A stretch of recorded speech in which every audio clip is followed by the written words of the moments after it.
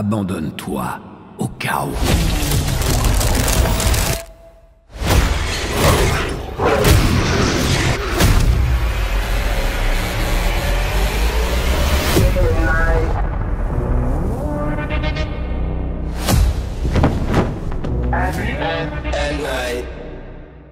Salut à tous les amis, nouvelle vidéo critique et cette fois-ci sur la nouvelle série Marvel Moon Knight disponible sur Disney+ depuis le 30 mars et maintenant vous pouvez la voir en intégralité sur la plateforme et il y a 6 épisodes qui doivent faire environ entre 50 minutes, voire je crois qu'il y en a une qui doit faire 1 heure, mais sinon le dernier épisode, elle, est la moins longue qui doit durer 38 minutes je crois, qui est très décevante. Et donc moi je me suis dit, bah tiens, Disney Marvel va changer sa formule parce qu'elle sort une série qui est Peggy 16. Donc je me suis dit, waouh, putain, il commence à faire des contenus un petit peu plus adultes dans Marvel, donc ça peut être intéressant. En tout cas, je me méfie un peu parce que je me suis dit, attends, parce que c'est sur la plateforme Disney+, mais même pas sur Star, donc je me suis dit, donc il doit y avoir quand même anguille sous roche. Alors que vaut cette nouvelle série Marvel après WandaVision, après la série Loki, qui pour moi, en passant, est la meilleure série de Marvel, après Falcon et le Soldat de l'Hiver, et après la série Hawkeye, qui était plutôt sympathique. Eh bien je vais vous dire ça tout de suite en vidéo. Bien évidemment, avant de commencer cette critique, je vais bien sûr vous demander de laisser un petit pouce bleu et aussi de vous abonner à la chaîne. Alors la série se déroule dans le MCU, on suit un personnage qu'on n'a pas l'habitude de voir qui est un anti-héros et qui s'appelle Moon Knight. Il est capable de se régénérer et aussi d'avoir une grande force.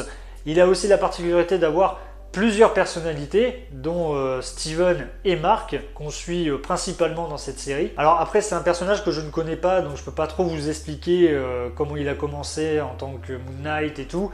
Je vous laisserai regarder la vidéo de mon ami N7 Lucky qui vous expliquera mieux le personnage.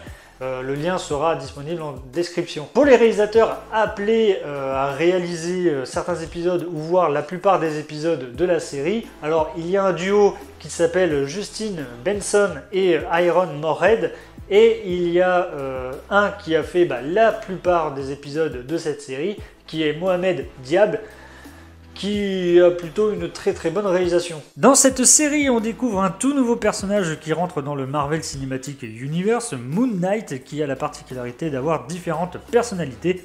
Il est un avatar aussi du dieu égyptien Khonshu, qui est une divinité lunaire. Il devra déjouer les plans d'Arthur Harrow, qui est à la recherche du tombeau d'Amith, et devra voyager jusqu'en Égypte pour arrêter Arthur. Pour le casting en tête d'affiche, on a l'excellent acteur Oscar Isaac, qui joue Moon Knight, Mark Spector et Steven Grant. On a un autre excellent acteur qui l'accompagne, Ethan Hawke, qui joue Arthur Harrow. Puis May Kalamaui, qui joue Leila El Faouli, la femme de Mark Spector. Voilà pour les acteurs qu'on verra le plus à l'écran. Donc alors pour le début de la saison, j'ai trouvé qu'elle était plutôt pas mal, parce que déjà dans le premier épisode, on découvre le personnage petit à petit. On découvre aussi en même temps certaines choses comme le personnage de Steven, on découvre tout en même temps que lui. Donc j'ai trouvé, on va dire, la réalisation, ou en tout cas le scénario plutôt bien écrit de ce côté-là, parce que ça donne une part de mystère déjà pour le personnage, et puis on nous divulgue pas tout d'un coup. Alors après, je sais que certains fans avec qui je parle sur les réseaux sont un peu déçus, hein. Vraiment les fans de comics sont vraiment déçus par le personnage et la personnalité de chaque personnage. Alors après, du fait que c'est ses débuts, est-ce que après il va devenir comme le personnage des comics? Ça on ne sait pas. En tout cas, je peux comprendre que les fans soient en colère.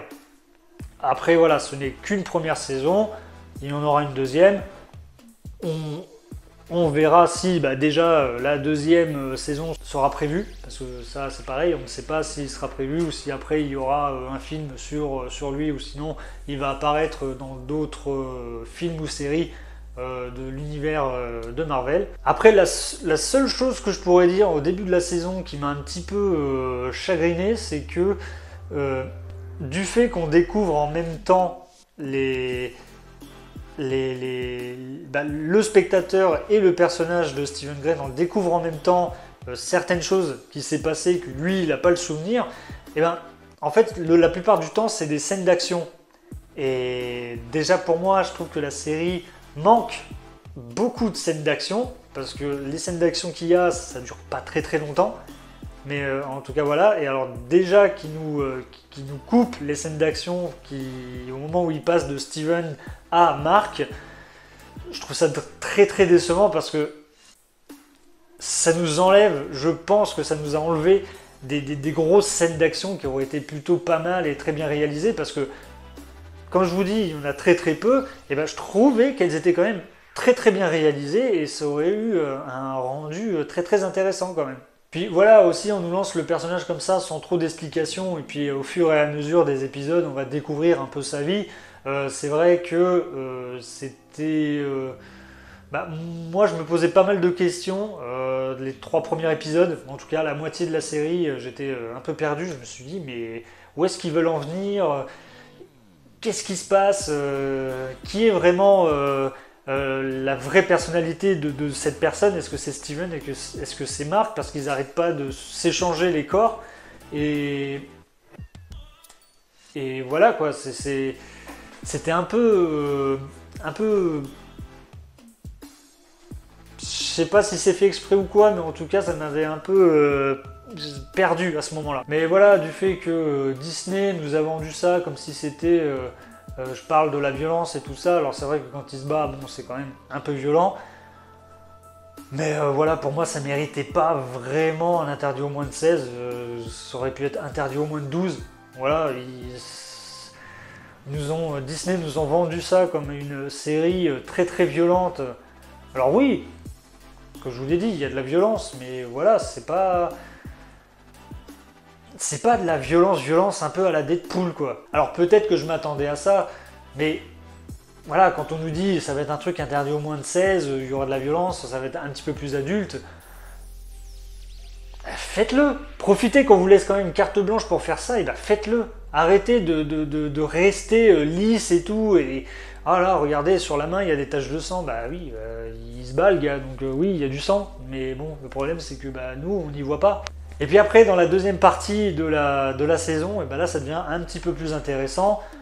On arrive à comprendre un peu les enjeux déjà de la série, puis aussi du personnage. On commence à en apprendre un peu plus, surtout dans cet épisode 5 qui là nous montre qu'en fait c'est Mark qui est le vrai porteur du corps, et qui s'est inventé en fait une sorte de bouclier contre tous les problèmes du monde, qui s'est créé une bulle avec Steven. Et donc c'est pour ça que on avait un personnage complètement perdu au début de la série, et qu'on ne comprenait pas ce qui se passait vraiment. Et en tout cas là, une fois qu'on a vu cet épisode là, on comprend qu'il est quand même... on comprend le personnage, et puis il est tout de même très attachant. Et ça, j'ai trouvé ça plutôt très bien écrit. Alors, et en plus, ce que je peux rajouter, c'est que Oscar Isaac, déjà dès le début de la série, il est déjà excellent. Alors déjà, dans cet épisode 5, il est juste, mais incroyable. Je l'ai déjà vu dans d'autres films, on sait qu'il joue super bien, mais là, il a vraiment mis une performance pour ce personnage qui est vraiment excellente. Alors après, je ne sais pas si la série sera dans les... Je crois que c'est les Golden Globes qui donnent des récompenses sur les séries. J'espère qu'il sera au moins nommé. Si bon, il gagne pas, il gagne pas, mais au moins nommé, parce qu'il mérite quand même une nomination déjà rien qu'avec cette performance dans cette série. Donc à voir. Mais voilà, après ce qui est super intéressant dans cette série, c'est qu'ils ont vraiment très bien choisi les acteurs, parce que Oscar Isaac et Ethan Hawke sont de très grands acteurs. Ils jouent très bien, et puis franchement Marvel là-dessus, en termes de casting, ils ont fait vraiment un très bon travail. Alors je sais pas combien il leur a donné, parce que maintenant on sait que les acteurs quand ils vont chez Marvel c'est la poule aux œufs d'or. Donc mais vraiment là-dessus Marvel a fait du bon boulot en choisissant ces deux acteurs là pour porter la série. Le nom de l'actrice, je m'en souviens plus comment elle s'appelle aussi, joue très très bien, la femme de Mark. Donc non, vraiment là-dessus, ils ont fait du très très bon travail. Alors pour moi, le dernier épisode est quand même très très décevant. Déjà par la durée, parce que comme je vous l'ai dit en début de vidéo, je crois que le dernier épisode, je dois regarder, il doit faire entre 35 et 40 minutes. Et déjà au vu de comment il nous a laissé dans l'épisode 5, on s'est dit non mais attendez, ils vont pas mettre tout ça dans un seul épisode, puis surtout qu'il est très très court. Je m'attendais à un épisode qui allait durer 1 heure pour un final, mais en fait non. Donc j'étais très très déçu là-dessus. J'étais très très déçu aussi par la méchante qui a fait sa première apparition, et en fait ça a duré quoi, 10 minutes, on la voit très très peu. Donc ça aussi là-dessus, pour le méchant, c'est très très décevant. Je pense que ça aurait mérité genre l'épisode qui montre ah je suis le méchant, je suis là, je vais tuer tout le monde, et puis ensuite le combat entre le méchant et le héros pour un autre épisode. Mais bon, après, est-ce qu'ils avaient vraiment le temps de faire, puis même le budget de faire plusieurs épisodes? Ça, je ne sais pas. Après, on peut ressortir quand même quelques bonnes choses dans cette série. Il y a eu quand même pas mal de très beaux plans. Il y a eu par exemple la découverte on va dire l'entre-deux-mondes, hein, au moment où ils peuvent passer au paradis, ou sinon rester dans cette sorte d'enfer avec des hommes qui deviennent sable. Donc voilà, et puis même le plan où il arrive au paradis dans le champ de maïs, je crois c'est ça, le champ de maïs, le champ de coton, je ne sais plus. En tout cas voilà, j'ai trouvé ce plan vraiment magnifique. Il y avait aussi le plan où avec Khonshu il remonte le temps, et ça j'ai trouvé ça mais vraiment magnifique aussi. Non, il y a quelques petits trucs quand même à garder, et puis même les scènes d'action qui sont très très bien faites. Mais puis même aussi Layla qui devient aussi l'avatar de... comment il s'appelle? Qui devient aussi l'avatar de Taweret, qui est l'hippopotame qui permet, la déesse hippopotame. Je suis pas très calé au niveau des dieux égyptiens. C'est celle qui permet aux voyageurs d'entre les deux mondes de soit rester dans l'enfer ou sinon aller au paradis. Elle devient l'avatar de Taweret, qui est la coléoptère écarlate.